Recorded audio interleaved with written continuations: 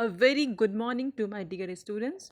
Today we'll discuss topic of semester 2 and the topic is open and close set from analysis 1. Next is Bolzano-Weierstrass theorem and the statement is every infinite bounded subset of capital R which is set of real number has a limit point. This can be also states that if capital S is an infinite bounded subset of set of real number then derived set of S is not equal to 5. मतलब अगर हम set of real number लिए हैं और उसका कोई भी infinite set ले रहे हैं लेकिन इनफाइनाइट सेट पे कंडीशन है कि that infinite set must be bounded. Bounded का मतलब है कि लोअर बाउंड भी एग्जिस्ट करना चाहिए और अपर बाउंड भी एग्जिस्ट करना चाहिए. मतलब bounded below as well as bounded above होना चाहिए वो सेट. तो उस पर्टिकुलर सबसेट में which is subset of our infinite as well as bounded then that set must have a limit point. Next जो दूसरा स्टेटमेंट है उसके अकॉर्डिंग अगर कैपिटल एस आर का इनफाइनाइट बाउंडेड सबसेट है तो उसका डिराइव सेट फाई नहीं होना चाहिए. तो डिराइव सेट कैसा सेट होता है जो जिस भी सेट का हम लोग डिराइव करना चाहते हैं. Suppose A is a set और उसका डिराइव सेट फाइंड करना है ए डैश. तो ए डैश में ए का सारा लिमिट पॉइंट होगा. तो यहाँ पे लिमिट पॉइंट एग्जिस्ट करेगा ही. इसका मतलब है कि डिराइव सेट फाई नहीं होगा. प्रूफ स्टार्ट करते हैं.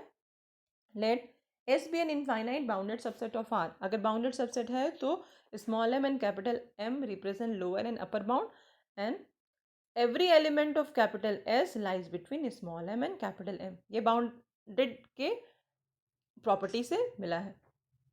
नेक्स्ट हम लोग एक सेट नया सेट कंस्ट्रक्ट करते हैं which is represented by capital T.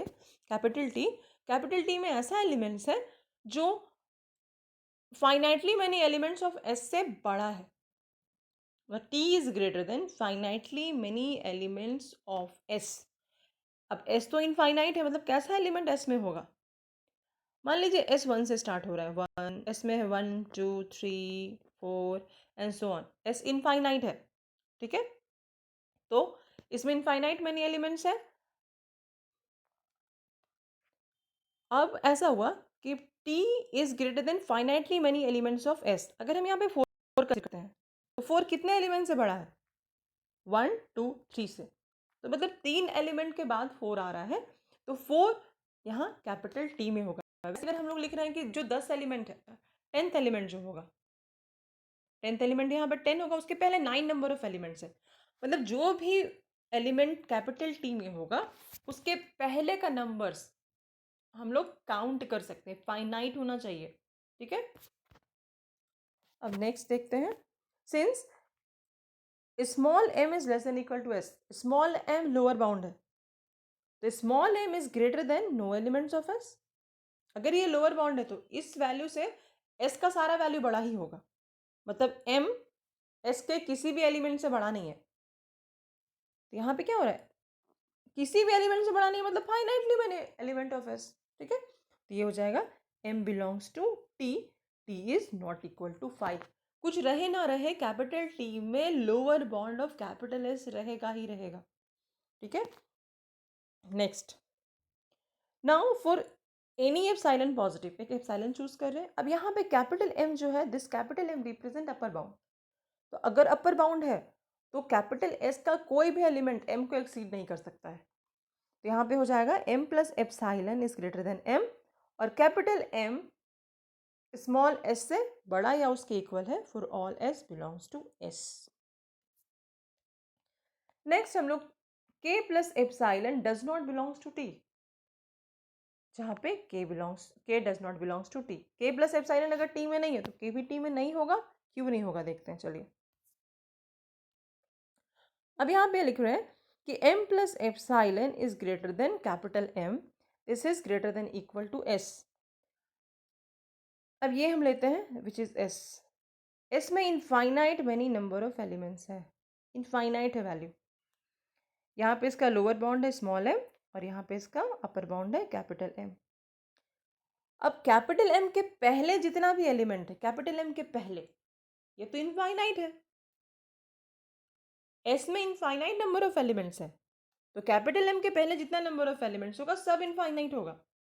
तो और सिमिलरली m प्लस एप्सिलॉन के पहले जितना एलिमेंट होगा सारा इनफाइनाइट होगा. ये लेफ्ट हैंड साइड पे जितना एलिमेंट्स है. ठीक है, अगर इनफाइनाइट हो रहा है तो हम लोग टी पे इसको नहीं ले सकते हैं। T is greater then finitely many elements.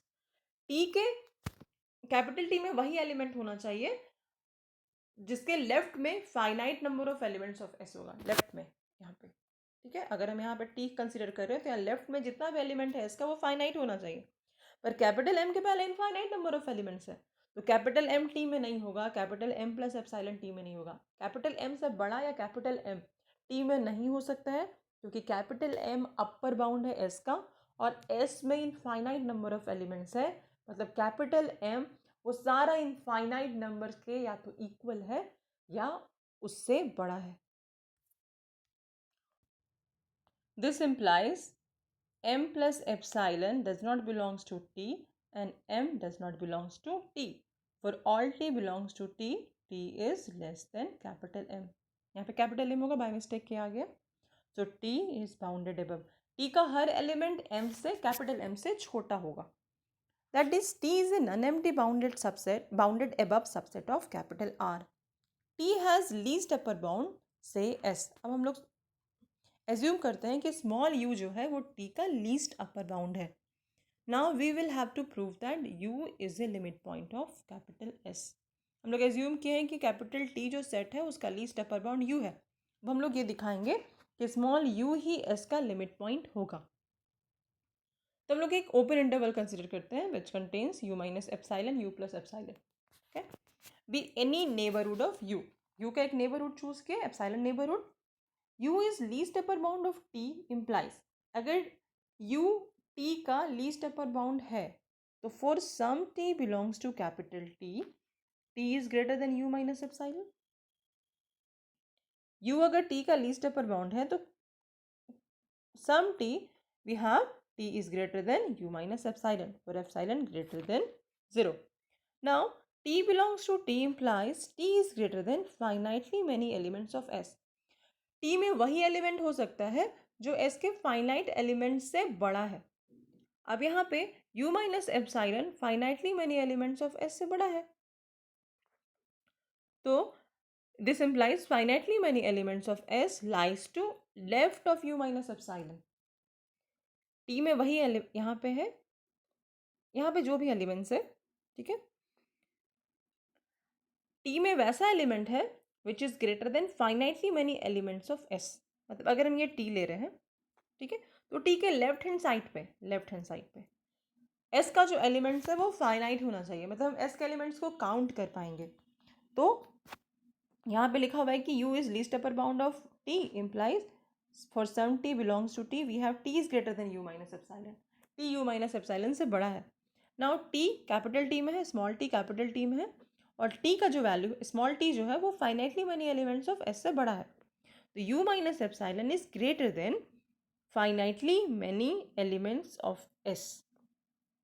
ठीक है, t इससे बड़ा है, ये t finitely many elements of s से बड़ा है, और t u माइनस एप्सिलॉन से बड़ा है, तो हम यहाँ पे u माइनस एप्सिलॉन डालें. अब क्या हो गया कि finitely many elements of s lies to left of u minus epsilon. u minus epsilon अगर यहाँ पे है तो इसके लेफ्ट में finitely many elements of s होगा. Next, also u equal to least upper bound of t. u क्या है, least upper bound of capital T है, इसका मतलब u प्लस एप्सिलॉन t में नहीं हो सकता है. u प्लस अगर t में नहीं है तो u plus epsilon greater than infinitely many elements of s. अगर ये t में होगा तो यहाँ पे फाइनाइट होना चाहिए, ये होगा फाइनाइट. कब, अगर हम यहाँ पे लिखते हैं कि u plus epsilon belongs to t, लेकिन यहाँ पे u plus epsilon does not belongs to t है, इसका मतलब है u plus epsilon is greater than infinitely many elements of s.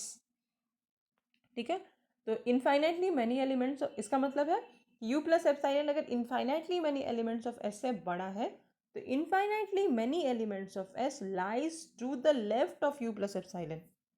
यहाँ पे u प्लस एप्सिलॉन है, ठीक है, यहाँ पे u माइनस एप्सिलॉन था, ऑब्वियसली लेफ्ट हैंड साइड पे होगा u माइनस एप्सिलॉन. अब यहाँ पे बोला जा रहा है u plus epsilon is greater than infinitely many elements of s. मतलब इसके पहले s का जो भी एलिमेंट है वो इनफाइनाइटली मैनी एलिमेंट्स है, तो यहाँ पे infinitely many elements of s lies to the left of u plus epsilon. अब इक्वेशन नंबर 1 जो था उससे पता चल रहा था कि U माइनस एप्साइलन के लेफ्ट में फाइनाइटली मैनी एलिमेंट्स हैं. Finitely many elements of S lies to the left of U minus epsilon. और यहाँ से पता चल रहा है कि U plus epsilon infinitely many elements of S lies to the left of U plus epsilon. मतलब अगर ये हम लाइन लिए, this is U minus epsilon, this is U plus epsilon, तो यहाँ पे फाइनाइट है वैल्यू और इसके पहले इनफाइनाइट है वैल्यू. मतलब यहाँ तो इसके पहले फाइनाइट, इसके यहाँ पे इनफाइनाइट. मतलब इस ओपन इंटरवल में जो U का नेबरहुड है यहाँ पे infinite many elements of S है. Combining 1 and 2, this open interval has infinitely many elements of S, and this open interval is any neighborhood of U. कोई भी neighborhood चूज किए थे हम लोग, arbitrary था वो. ये हर एलिमेंट के लिए किसी भी पॉइंट के लिए ट्रू होगा. Hence every neighborhood of U has infinitely many elements of S. Hence U is a limit point of S. Limit point का definition क्या था? Any point L is called limit point of that set if the neighborhood of L contains infinitely many points of that set. That's all. Thank you.